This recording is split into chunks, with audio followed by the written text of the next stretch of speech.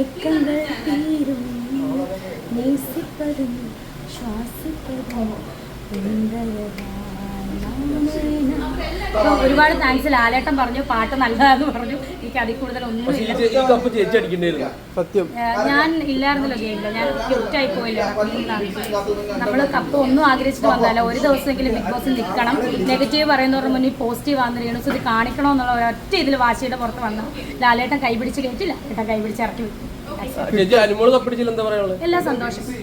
നമുക്ക് എന്താ പറയാ, ഒരാൾക്ക് ഗിഫ്റ്റ് കിട്ടുന്ന അല്ലെങ്കിൽ സമ്മാനം കിട്ടുന്ന നമുക്ക് സന്തോഷമാണ്. നമ്മുടെ കൂടെ കളിച്ച ഒരാൾ ഒരു കപ്പ് കിട്ടിയോ?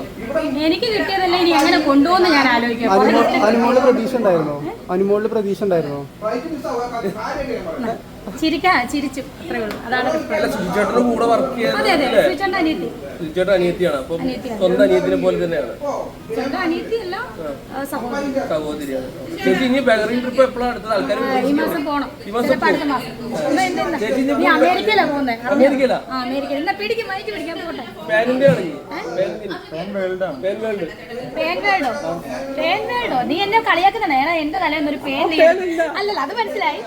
പാൻവേഡ് എന്റെ തലേന്നൊരു പേരെടുത്തെന്ന് ഞാൻ ഇപ്പൊ 1000 രൂപ തരാം. ഓക്കെ, എന്നാലും എന്റെ പേനെന്ന് പറഞ്ഞൊരു വിഷയം, എന്റെ പേര് ഞാൻ ഫേമസ് ആയി ബിഗ് ബോസിൽ വന്നുകൊണ്ട്. സോ ഞാൻ ഭയങ്കര